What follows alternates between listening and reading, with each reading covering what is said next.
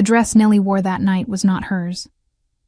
It had belonged to her mother, stored for years inside a cedar chest, wrapped in linen cloth to keep it from yellowing. It was cream-colored with modest embroidery along the cuffs and hem, stitched by hand with fingers that no longer existed. Nellie had spent the entire afternoon adjusting the length with needle and thread, her eyes blurring not from sadness, but from something that felt dangerously close to hope. She should not have had hope. She knew that. But Dorian had promised. Not with elaborate words or grand gestures. With a look. With a handshake that lasted 2 seconds longer than it should have. With a whisper in the hallway of the inn 3 weeks before. At the Alliance banquet, I will present you to my pack. As my chosen one. She was 24 years old. She was nobody's daughter. Literally.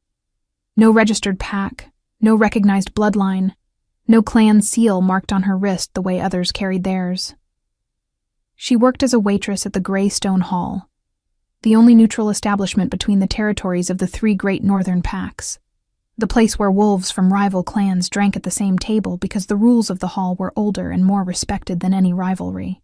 It was precisely that neutrality that made the Grey Stone Hall the chosen location for the Alliance banquet, the event that gathered leaders, betas, and representatives from every pack in the region once a year. Nellie had worked that banquet for 3 consecutive years, carrying trays, refilling goblets, being invisible in the way that people of low status learn to be. This time, she had not come to serve. Dorian had promised. The hall looked different when she arrived. The torches along the rough stone walls burned higher than usual, casting golden shadows over the pack banners that hung from the ceiling almost down to the oak tables. There was the black banner with the silver wolf of Pack Vorn, the torn Bordeaux of Pack Crest, and at the center, dominating the other 2 by size and position, a banner Nellie had never seen up close, a background dark as a starless sky, with a wolf of white eyes embroidered in silver and gold thread, the symbol of the Northern Crown. The Alpha King had sent representatives to the banquet in previous years. He had never come in person. Nellie stopped at the entrance of the hall and felt the smell of the room hit her like a wave. Resin burning in the torches, cured leather, red wine and spices. And beneath all of that, the sharp and heavy scent of high-status wolves gathered in a closed space, a mixture of territory, power, and barely contained tension. She recognized that smell. It was the smell of a night that could shift direction at any moment. But she was wearing her mother's dress, and Dorian had promised. She found him near the central fireplace, speaking with 2 men she recognized as betas from Pack Crest. Dorian was the son of Pack Vorn's leader, tall, broad-shouldered, brown hair tied at the nape of his neck. He was not the most powerful wolf in that room, but he was the wolf who had promised her something, and for a time that had seemed like enough. When he saw her, something crossed his face, too quickly for her to name it. Nellie. He approached, but without the smile she had been expecting. You came. You said I should. She kept her voice steady. She had rehearsed this entrance hundreds of times over the past few days. I know what I said.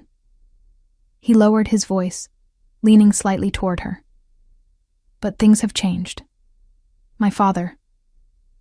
There are conversations happening, agreements between clans. You understand. She did not understand. Or she understood perfectly well, and that was exactly what made his words so difficult to hear. Dorian. You have no pack, Nellie. He said it the way someone states a geographical fact, neutral and inevitable, like saying winter was cold. My father won't accept it. Not now, with the king present for the first time. Every possible alliance will be sealed tonight, and I need to. I need to remain available for whatever the pack requires of me. Available. The word landed on her like a cold stone. You made a promise. She did not raise her voice. On the contrary, it grew quieter, more contained, the way a person goes still when something inside them is deciding whether to break. Promises made in hallways don't bind packs. He had the decency to look away when he said it. Go home, Nellie. This is not your world. For a moment she stood completely still. The fire crackled in the hearth beside them. Somewhere deeper in the hall, a man laughed too loudly, and the sound bounced off the stone walls like something trapped. The smell of burning resin grew stronger, or perhaps that was just the way her senses sharpened when pain arrived quietly, without warning, wearing the face of something she had trusted. She did not cry. She would not cry here, not in front of him, not in front of the banners and the betas and the golden shadows of a night that was supposed to have been different. She pressed her lips together, lifted her chin exactly 1 degree, and turned toward the door. She had taken 4 steps when she heard it behind her. Dorian's voice, already moving on, already speaking to someone else, already forgetting the shape of the promise he had just discarded. And beneath that voice, another sound. A low murmur rolling through the hall like the moment before thunder, the particular silence that falls over a room when something significant has entered it. Nellie stopped. Not because she wanted to, because every wolf instinct she possessed, dormant and unregistered as they were, told her that whatever had just walked through the main doors of the gray stone hall was not something a person turned their back on. She turned slowly. 3 men stood at the entrance. The first was broad and loud, even in stillness, with a grin already forming at the corner of his mouth as his eyes swept the room with the casual arrogance of someone who had never once doubted his welcome. The second leaned against the doorframe with his arms crossed, silver rings on his fingers catching the torchlight, watching the room the way a person watches a game they already know how to win. The third stood slightly ahead of the other 2. He was the one the room had gone quiet for. He was taller than the doorframe seemed built to accommodate, draped in a mane of black fur across his shoulders, dark leather armor crossed with thick straps across his chest.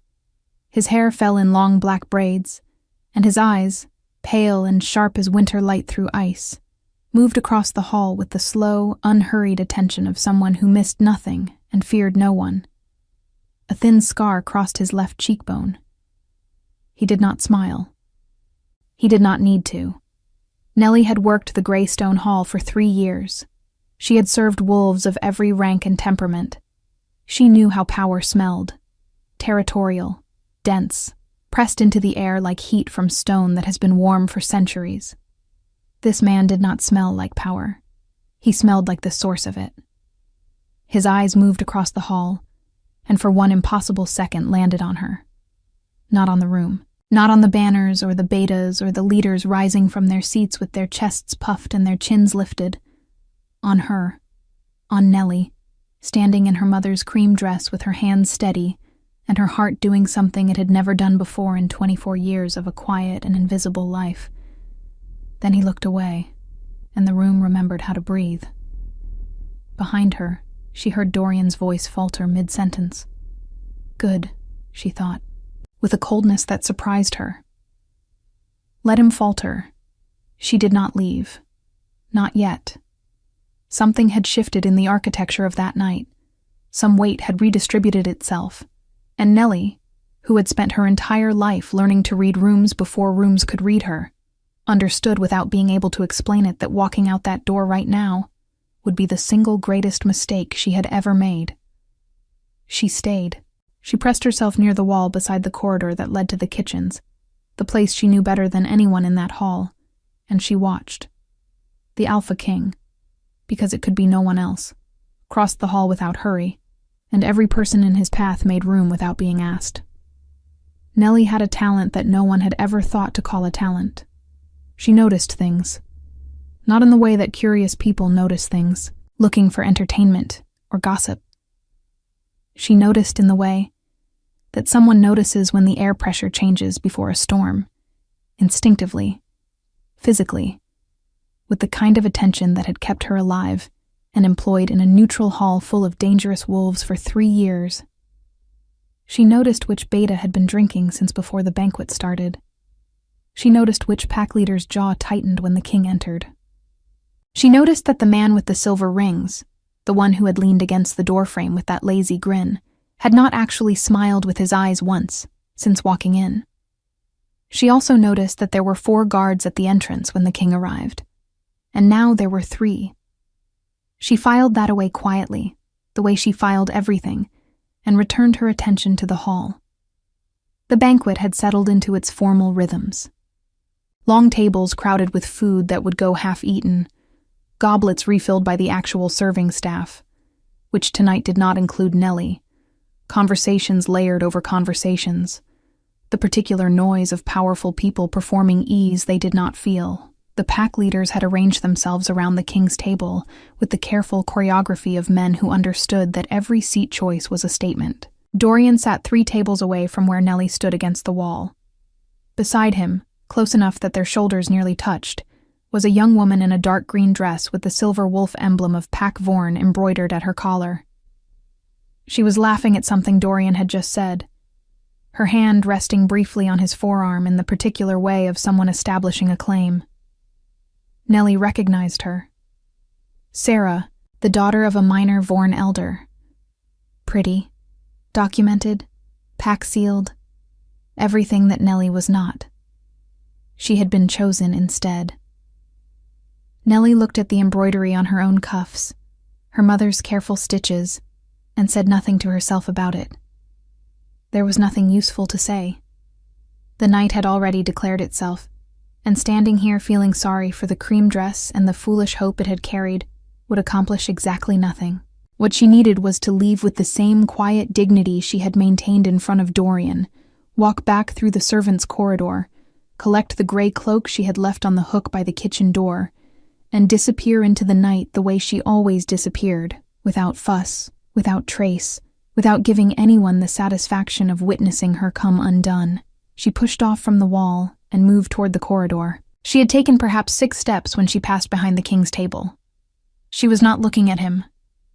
She was looking at the corridor entrance ahead of her, focusing on the specific stone tile that marked the threshold between the main hall and the passage that led to the kitchens and the side door and the cold night air outside that she needed more than she had ever needed anything. But she passed close enough to catch his scent. It stopped her breath. Not in the way that overwhelming things stop breath. Not with force or intrusion. It was more like walking into a room you had somehow always known existed, but had never found the door to. Cedar and iron, and something older than both. Something wild and deep and entirely without pretense. She kept walking. She did not look at him. But she heard very quietly the sound of a man setting down a goblet. She reached the corridor entrance and slipped through, letting the shadows of the narrower passage settle around her like familiar company. The noise of the hall became muffled, filtered through stone. She exhaled. The kitchen corridor was lit by 2 torches set wide apart, leaving a stretch of near darkness between them. Nellie moved through it with the ease of someone who had navigated this passage in every condition, crowded or empty, lit or dark, calm or tense. She reached the hook by the kitchen door. Her cloak was not there. She frowned and checked the adjacent hooks, then the low shelf beneath them. Nothing. Someone had moved it, or taken it by mistake, which happened occasionally during busy events when the serving staff used the same corridor. She pushed through the kitchen door to check inside. The kitchen was wrong. It took her exactly 2 seconds to understand why. The kitchen during a banquet of this size should have held 6 workers minimum. Fires burning, pots moving, the controlled chaos of food service in full operation. Instead, it held 2 people she did not recognize, standing very still near the far wall, and the fires were lower than they should have been. And the back door, the one that opened to the alley behind the hall, was slightly ajar in a way that let in a thin, cold draft that had no business being there. The 2 people she did not recognize looked at her. She looked back at them. One of them moved toward the door between the kitchen and the main corridor, the door she had just come through, and she heard the sound that her body understood before her mind did. The heavy iron bolt sliding home. He had locked the corridor door. She turned. The other man had moved to the kitchen's second entrance, the narrow one that connected to the storage cellar stairs, and she heard that bolt too, lower and older, grinding into its housing with the particular sound of iron that was rarely used. 2 doors, both locked, the back door still open. Nellie stood very still in the middle of the kitchen and understood the geometry of what was happening.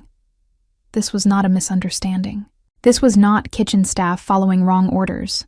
The positioning was deliberate, the timing was deliberate, the locked doors were deliberate. Someone had planned to have the main hall sealed off from escape, and the king was in the main hall. She did not know why she was certain of that connection. She only knew that she was, with the same bone-deep certainty that had told her to stay when every sensible thought had told her to leave. The missing guard at the entrance, the doors, the lowered fires, the open back entrance that someone was meant to come through, not escape. Entry. Her hands were steady. She had always been grateful for that, the particular stubbornness of her hands in moments when everything else inside her was moving fast. She turned back to the kitchen door that opened to the main hall and tried the bolt from her side. Locked from the other side, as she had expected. She pressed her palm flat against the wood and thought quickly. The serving hatch. Every hall kitchen had one. A narrow rectangular opening cut into the wall at shoulder height, used to pass dishes through to the servers in the corridor without opening the full door. The gray stone hall's hatch was old, and the latch was loose. She had known that for 2 years, had mentioned it to the hallkeeper twice, who had done nothing about it because nothing in the hall ever changed until it had to. She crossed the kitchen in 4 steps, lifted the loose latch without sound, and pushed the hatch open just wide enough to lean through and see the corridor. The main hall door at the far end of the corridor was still open. She could see a slice of the banquet, the edge of the king's table, the back of a dark fur mantle, the pale flicker of torchlight on braided black hair. She leaned further. "Hey." Her voice came out low and controlled, aimed at the figure at the table like a stone thrown with precision. "Hey." He did not turn immediately. When he did, it was slowly, with the unhurried attention of someone who had learned long ago that urgency in others was not automatically his urgency. His pale eyes found her through the hatch opening without any visible surprise, as though women leaning through kitchen walls was something he encountered and catalogued without alarm. "Your beta locked the exits." She said it clearly, without preamble, without softening. "The kitchen doors are bolted from inside. There are 2 men in here I don't recognize. The back entrance is open and unguarded. A half-second of absolute stillness. Then those pale eyes sharpened in a way that changed the entire temperature of the corridor. How many?" His voice was low and even and carried no panic whatsoever, only the focused compression of a man shifting from one mode to another with practiced efficiency. 2 that I can see." She paused, listening to the draft from the back door, to the particular quality of silence behind it. More coming through the back. He held her gaze for 1 more second. Then he rose from his seat without haste, without drama, and without taking his eyes off her, said something in a low tone to the man with the silver ring seated beside him. The hall, from what she could see through the narrow hatch, had not yet noticed that anything had changed. But something had changed. She could feel it the way she felt pressure before storms. What happened next took less than 4 minutes. Nellie knew this because she counted, the way she always counted things that mattered, marking time in the kitchen while the world outside the hatch rearranged itself with the quiet precision of a man who had clearly survived more than 1 attempt on his life and had long since stopped being surprised by them.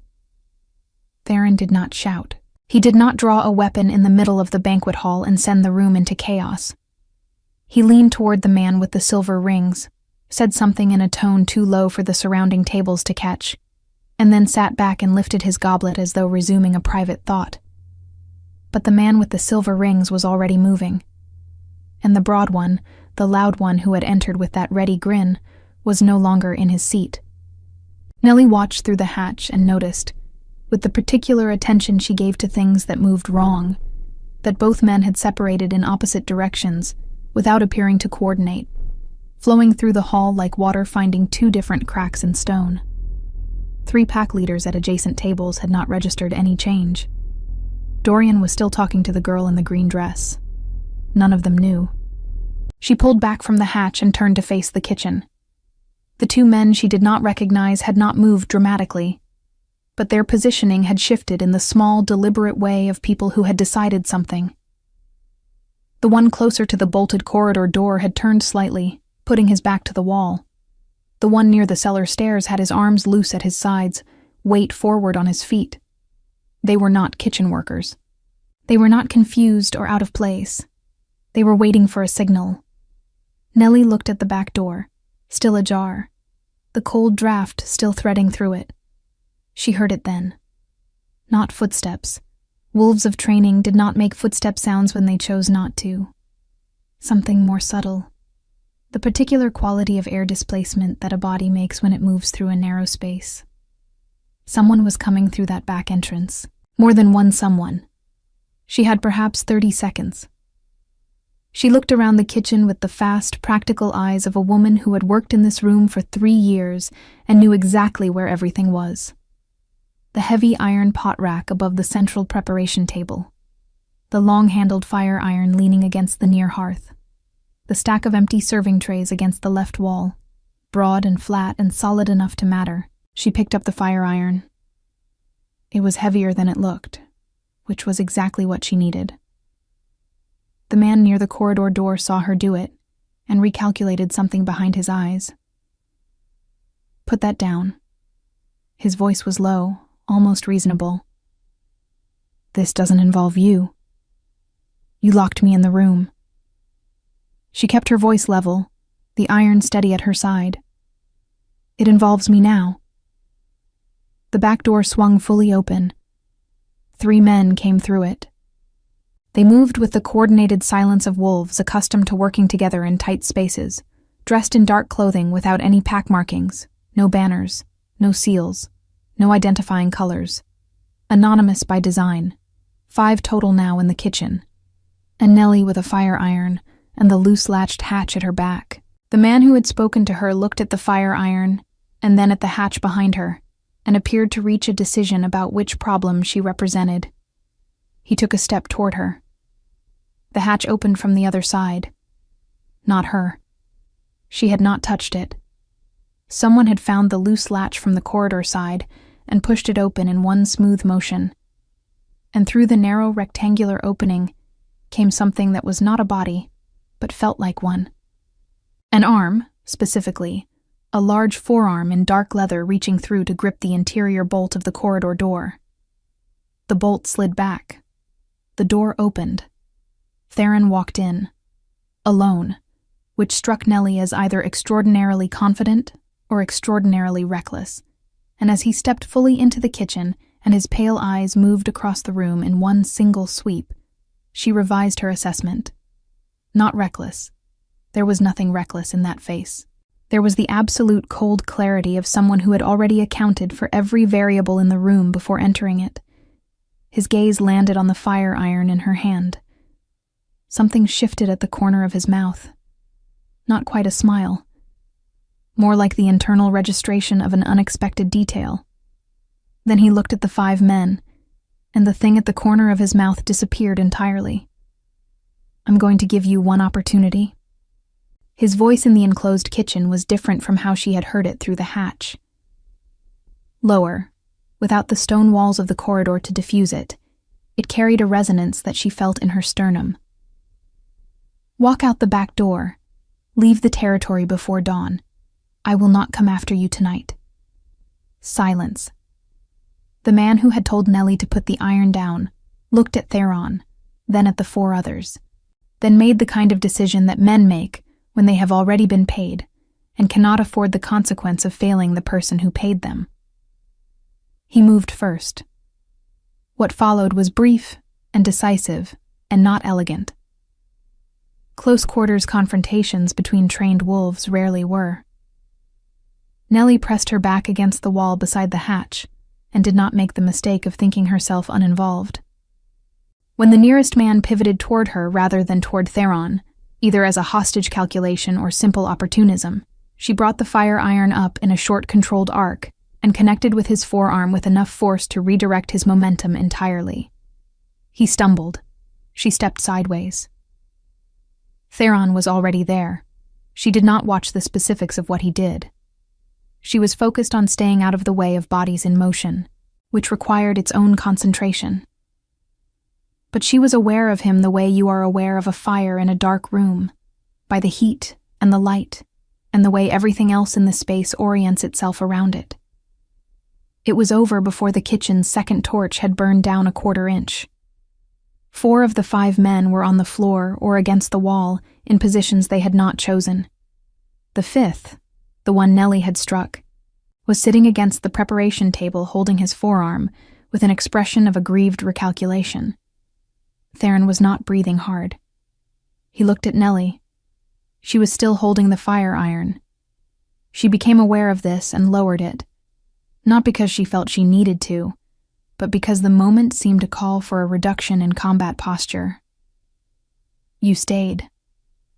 He said it as an observation, not a question, not accusation, not surprise, just the neutral registration of a fact he found worth noting. "You locked the hatch on your way in." She said it back in the same tone. "You knew I was in there." "I knew someone was in there." He looked at her steadily. "I didn't know it was you." "You don't know who I am." "No." He didn't look away. "But I noticed you earlier, when you came in." She did not know what to do with that sentence, so she set it aside the way she set aside things that required more space to examine than she currently had. "You're Beta," she said, returning to the thing that mattered. "The one who locked the doors from this side. He's still in the hall." "I know who it is." "Are you certain?" "Yes." "Then you already knew before tonight that someone close to you was planning this." It was not a question. He heard that, and something in his expression shifted, not toward defensiveness, but toward a kind of assessment. The look of someone recalibrating what category to place a person in. The man with the silver rings appeared in the corridor doorway behind Theron.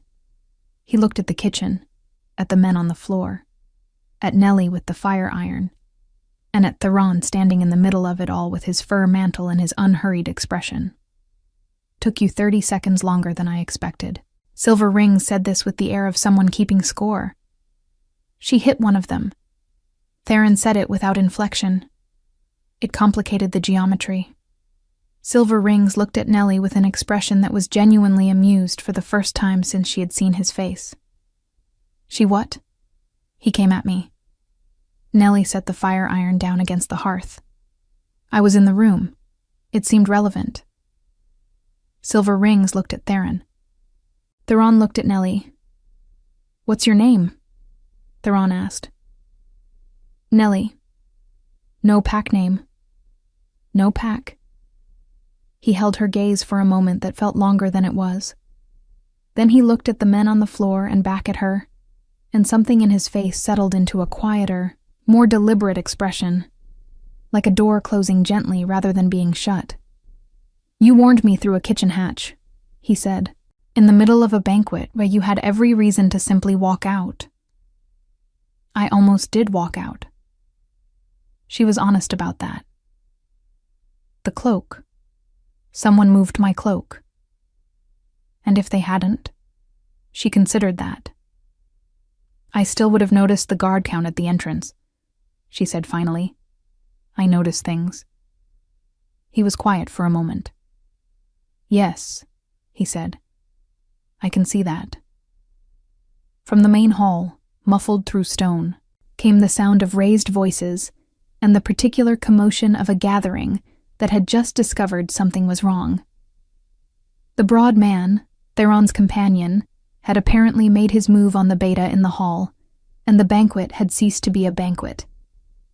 Theron turned toward the corridor door without urgency. Then he paused. "Stay close," he said, not looking back at her. The hall is about to become complicated, and you're safer near me than anywhere else in this building right now." Nellie looked at the kitchen, at the bolted doors and the open back entrance, and the men who had been arranged to prevent anyone from warning a king. And then she looked at the corridor where Theron had already begun moving. She followed. The main hall had not yet become chaos, but it was standing at chaos's door with its hand raised to knock. Nellie felt it the moment she stepped out of the corridor and back into the torchlight. The particular pitch of the noise had changed, conversations fracturing mid-sentence, chairs scraping stone, the instinctive physical alertness of wolves who had sensed a shift in the room's weight, but had not yet identified the source. 3 pack leaders were on their feet. The servers had pressed themselves against the walls. Someone had knocked over a goblet, and the red wine was spreading slowly across the oak table, like something that had decided it had nowhere urgent to be. At the center of the hall, the broad man, whose name she would learn was Caston, had a hand closed around the collar of a wolf she did not recognize from the front, but who was being turned, firmly and without particular gentleness, to face the room. When he turned, she recognized him. Not personally, by position. She had seen him at the king's table, seated 2 places to Theron's left, directing the serving staff with the quiet authority of someone who managed logistics, a beta, the one responsible for the king's arrangements at the hall tonight. His name, she would learn later, was Farron. He was not struggling. That was the first thing she noticed. He stood in Caston's grip, with a stillness that was not submission, but calculation, his eyes moving across the room with the rapid assessment of someone counting options. Theron walked through the hall. The room parted for him. Not dramatically, not with ceremony, simply with the involuntary physics of people moving out of the path of something they recognized as immovable. He stopped 3 feet from Farron and looked at him for a long moment without speaking. Farron met his eyes. "How long?" Theron's voice was completely even. There was no anger in it that Nellie could detect, which she found somehow more unsettling than anger would have been. Farron said nothing. The doors were bolted from the inside. Theron continued in that same level tone. 5 men through the back entrance. The timing required someone who knew my movements for this evening. He paused. "How long, Farron?" The hall was completely silent. Farron's jaw shifted. "Long enough," he said finally, "to know that you're making the wrong alliances, that the Northern Crown is being directed by interests that will cost this territory more than you understand." "That's a political argument." Theron looked at him steadily. "You could have made it." "To you." Something heated briefly in Farron's expression. "You don't change course, Theron. You decide and you hold. Everyone around you learns to accommodate or leave. Or betray." Theron said it without particular emphasis, as though completing a list. Farron looked away first. Caston looked at Theron, waiting. The man with silver rings, positioned near the left wall, was watching the pack leaders with the careful attention of someone monitoring multiple points of pressure simultaneously. "Take him outside," Theron said. "He'll be held until we return to the northern seat. The council will hear it properly." There was something in the way he said it that struck Nellie. Not execution, not summary punishment in front of the assembled packs, despite having every power and arguably every provocation to do exactly that. A council, proper process. She filed that away with everything else. Caston moved. Farron went without further resistance, which said something about him too, she thought. Whatever his reasons, he was not a man who made a scene once the scene had ended. The hall exhaled. The pack leaders, who had been standing in the particular rigid posture of men deciding whether this was their problem or not, began the careful process of sitting back down. Conversations resumed in lower registers. The wine was still spreading across the table. A server, braver than the others, stepped forward and began quietly managing it. Theron turned. His eyes found Nellie with the same directness they had found her through the kitchen hatch, without searching, without adjustment, as though he simply knew where she was. He crossed the hall toward her. She became aware, in a way she had not been while fires were burning in her sternum and the iron was in her hand, that she was still wearing her mother's cream dress with its careful embroidery, standing in the middle of the alliance banquet with no pack seal and no invitation and no reasonable explanation for her presence that didn't begin with a promise a man had broken 2 hours ago. Theron stopped in front of her. Up close, without the corridor or the kitchen between them, he was very large and very still, and the scent of him, cedar and iron, and that older thing underneath, was present in a way that she could not entirely organize her thoughts around. "You're the waitress," he said, not as dismissal, as orientation, placing a piece into its position. "I was. Tonight I was a guest." She held his gaze. "That didn't work out entirely as planned." "The man who brought you." His eyes moved briefly to the far table, where Dorian had been sitting, and where Dorian was now very carefully not looking in their direction. "He made you a promise he didn't keep." It was not a question. He had seen it, or he had understood it from context, or he simply read rooms the way she did, and the room had told him. "It doesn't matter now," she said. "It matters." He said it simply. A man who breaks promises in public, in a room full of witnesses, because it becomes socially convenient, is telling everyone in that room exactly what he is. She looked at him. "Most people in this room didn't notice," she said. "I noticed." He held her gaze. "I noticed when you walked in. I noticed when you walked toward the door. I noticed when you didn't make a scene despite having every reason to. Making scenes doesn't serve anyone." "No." Something in his expression shifted, quieter and more considered. "It doesn't." From the far side of the hall, the man with the silver rings appeared at Theron's shoulder with the smooth efficiency of someone who had perfected the art of arriving exactly when needed. "The pack leaders want a word." He glanced at Nellie with that genuinely amused expression she had seen in the kitchen. All of them, simultaneously, which is going to be as pleasant as it sounds. In a moment.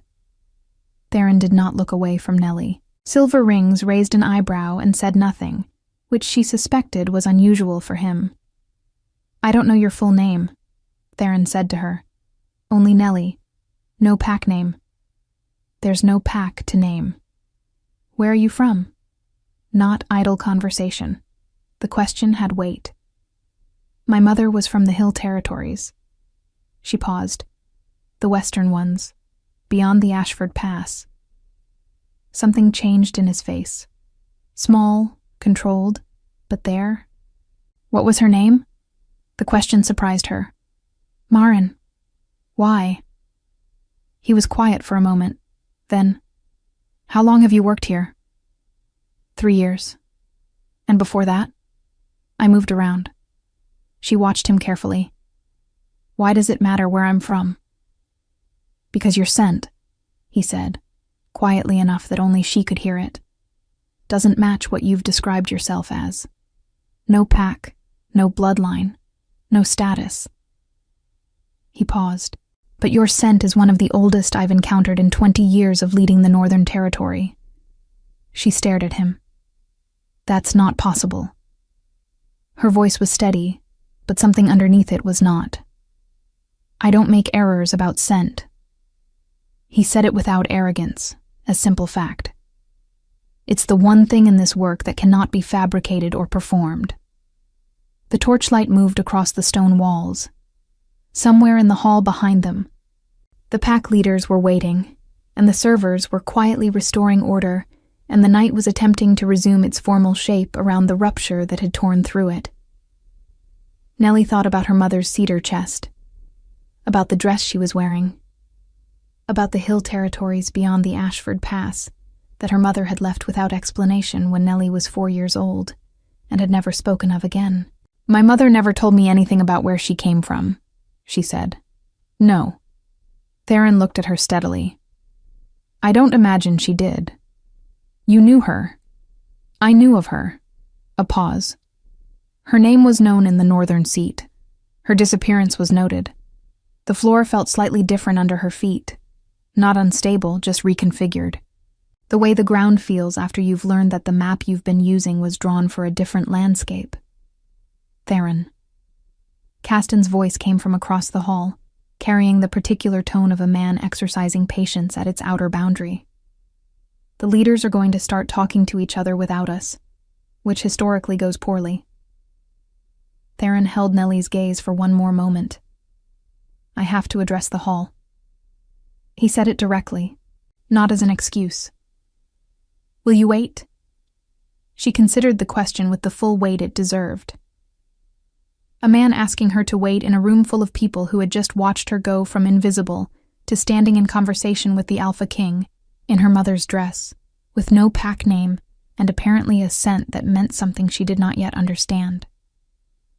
She thought about walking out of this hall into the cold night, back to her small room above the gray stone kitchen, back to the quiet, invisible life that had been sufficient until tonight. She thought about her mother's cedar chest and the things inside it her mother had never explained. I'll wait, she said. Theron nodded once. Then he turned and walked toward the waiting pack leaders with the unhurried authority of a man returning to work he had briefly set down, and the room organized itself around him again.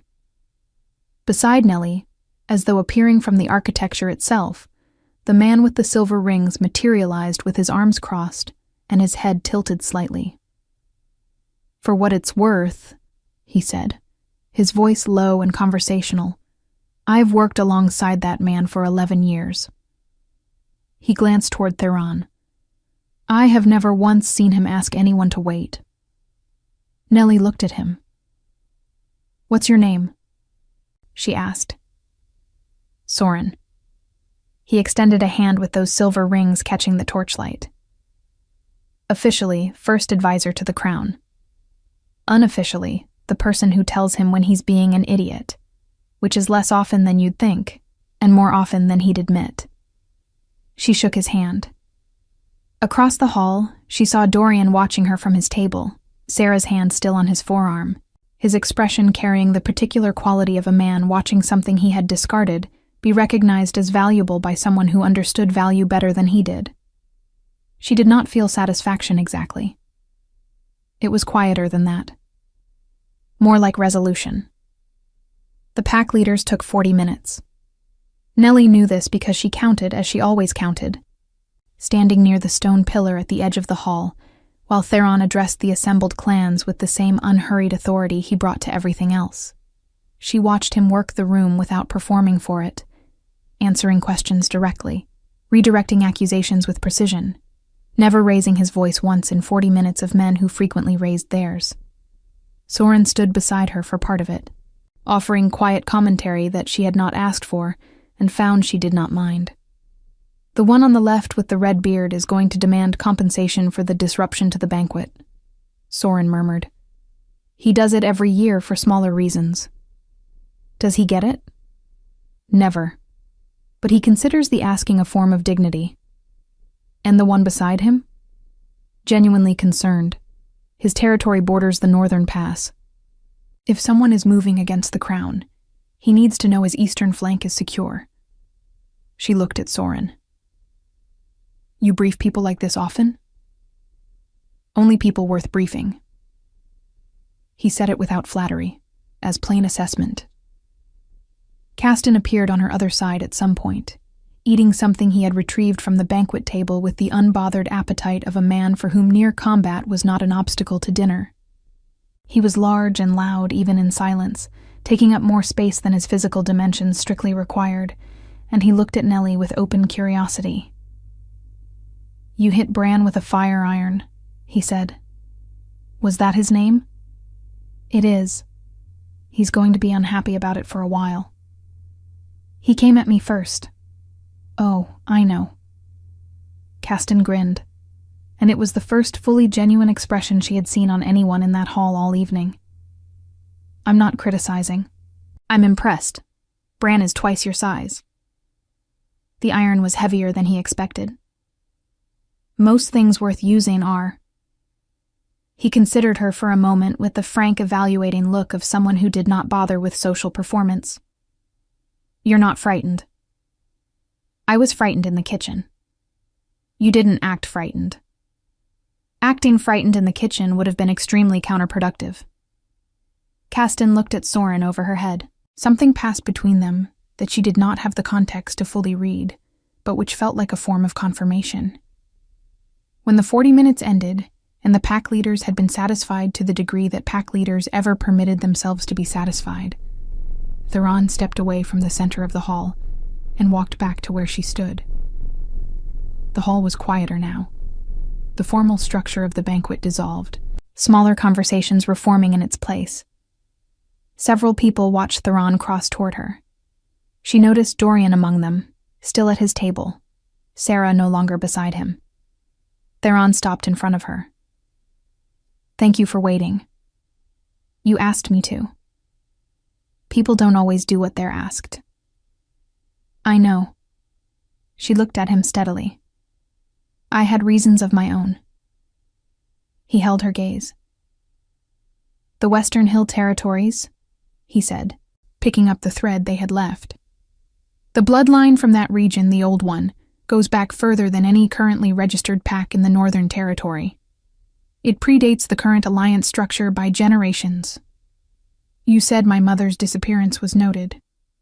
She left the northern seat when you were very young. No explanation was recorded. She took nothing except... He paused briefly. A cedar chest. Nellie went very still. How do you know about the chest? Because it belonged to the Northern Seat's archives before she left with it. His voice was careful, not accusatory, simply precise. It contained documents, bloodline records, the kind that would have established your lineage formally and irrevocably. She never opened it. Nellie's voice was quieter than she intended. She kept it locked. I only opened it after she died, and there was nothing inside except the dress. Theron looked at the cream dress, the careful embroidery at the cuffs, and something in his expression shifted into something older and less guarded than anything she had seen on his face all evening. The embroidery, he said. The pattern at the cuffs. She made it herself. It's not decorative. He reached out and, with a restraint that was almost formal, indicated the embroidery without touching it.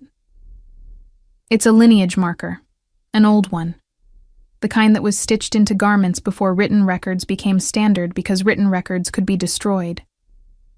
She looked down at her mother's careful stitches. The needle and thread work she had run her fingers over 1,000 times. The pattern she had always thought was simply her mother's preference for symmetry, geometric and precise. Small, repeated shapes that she had never thought to read as language, because no one had told her it was language. She knew, Nellie said. It was not a question. She knew. Theron's voice was even. She hid you. Deliberately, carefully, completely. Whatever her reasons, she believed you were safer unknown than known. Nellie thought about her mother. About a woman who had kept her past locked in a cedar chest, and her history folded into embroidery, and her reasons for all of it pressed so far below the surface that not even dying had brought them up. She had spent 24 years being nobody's daughter. It had been a choice someone made for her before she was old enough to make choices. She breathed through the weight of that. What does it mean? She kept her voice level. Practically, for now. It means you have a claim to pack standing that supersedes every alliance being discussed in this room tonight. He said it plainly. The Western Hill bloodline never formally dissolved. It was abandoned, but abandonment and dissolution are different things in pack law. The lineage is intact as long as the last carrier is living. I'm the last carrier. Yes. She was quiet for a moment. Dorian told me tonight that I had no world here. She said it without bitterness, simply as a thing she was looking at clearly for the first time. That I had no pack, no status, no place at any table in this hall. Dorian, Theron said, with a measured calm that somehow carried more weight than contempt would have, did not know what he was looking at. Across the hall, as though he had heard his name, Dorian looked over. His eyes moved from Nellie to Theron to the space between them, and whatever he saw in that space produced an expression that she recognized. Not quite regret. Something more uncomfortable than regret. The specific look of a person understanding, too late and too completely, the precise dimensions of what they had let go. She did not hold his gaze. There was nothing in it that she needed. She turned back to Theron. "What are you proposing?" she asked directly. "That you come to the northern seat." He said it with the same directness she had used. Not as a guest, not under obligation.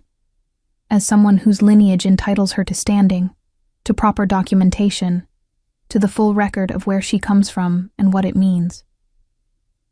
He paused. "And after that, whatever you decide about your life is yours to decide. I don't deal in obligations I haven't earned." She looked at him for a long moment. She thought about the small room above the gray stone kitchen. About 3 years of carrying trays and refilling goblets and being invisible. About the hook by the kitchen door where her cloak had been, and how the absence of it had kept her in a room long enough to see something that mattered. About her mother's hands, and the embroidery that was not embroidery, and the chest that was not empty after all. "When do you leave?" she asked. "Tomorrow morning." She nodded once. In the end, the night resolved itself with the particular quiet of things that have found their correct arrangement. The pack leaders departed in their separate directions, alliances either strengthened or suspended pending further discussion. Farron was escorted to secured quarters under Caston's watch. The Greystone Hall's staff returned to their work with the industrious relief of people grateful for normalcy. Soren found a corner of the banquet table that still held decent wine and poured 2 goblets without being asked, handing one to Nellie with the matter-of-fact ease of someone who had decided she belonged in the conversation. Caston told the story of the kitchen to 3 different people before the evening ended, each retelling featuring a slightly more dramatic arc for the fire iron, and Nellie did not correct him because the versions were genuinely improving. And Theron sat at the remains of the king's table with maps of the northern pass spread before him, working through the security implications of the evening with the focused attention of a man who did not leave problems for morning. And every so often his pale eyes moved to where Nellie stood talking with Soren, quietly and without announcement, the way a person checks that something valuable is still where they left it. She noticed every time. She said nothing about it, but she noticed. In the months that followed, the northern seat received her with the formal weight of something long overdue. The documents in the cedar chest, those her mother had removed, and those that had remained in the archives waiting, were reconciled and recorded. The Western Hill bloodline was restored to the official register. Nellie signed her name beneath the lineage marker, with the particular stillness of someone settling a question that had been open for 24 years. She was not the same woman who had worn the cream dress to a banquet, where a man had told her she had no world. She was the woman who had warned a king through a kitchen hatch, held a fire iron without shaking, and understood that the map she had been using was simply wrong, not because the territory did not exist, but because no one had handed her the correct one. Dorian returned to Packvorn's territory, and was not heard from in the northern seat again. The girl in the green dress married someone from the crest line. These things happened at their own pace and were not the point of anything. Farron stood before the Northern Council and gave a full account, which was more than most expected. The council deliberated for 2 weeks and reached a judgment that was firm and considered and did not require the kind of finality that could not be undone. He was removed from his position, stripped of his beta rank, and sent to the outer territories under monitored settlement. He left without drama. The northern seat moved forward. Caston remained exactly as he was, which was loud and large and genuinely good-natured beneath every layer of it, and became the person Nellie talked to when she needed someone who would answer a direct question with a direct answer and follow it immediately with an unsolicited opinion. Soren remained exactly as he was, which was sharp and watchful and generous with information he judged you capable of using, and became the person Nellie talked to when she needed to understand the architecture of a situation before stepping into it. And Theron. Theron chose her the way he did everything, without performance, without urgency, with the settled certainty of a man who had looked at something clearly and made a decision he intended to keep. He did not make promises in hallways. He made them in front of the Northern Council, in front of Kasten and Soren, and the assembled pack representatives, in the full formal weight of the world he led, on a morning when the light came through the stone windows of the northern seat in long pale bars, and the smell of cedar wood and iron was everywhere, and Nellie stood in a dress that was her own, stitched with a lineage marker she now knew how to read, and said yes with the quiet conviction of someone who had stopped being invisible, not because the world had finally seen her, but because she had finally stopped standing in the dark. The cedar chests sat in their chambers at the northern seat, open now, empty of secrets. Sometimes she set her hand on the lid of it and thought about her mother, about the choices made in fear, and the love folded into embroidery, and the long winding road from a locked chest to an open room. She was home. Not because someone had given it to her. Because she had walked through a kitchen, picked up an iron, and refused to leave. That was enough. That was everything. That was where the story ended.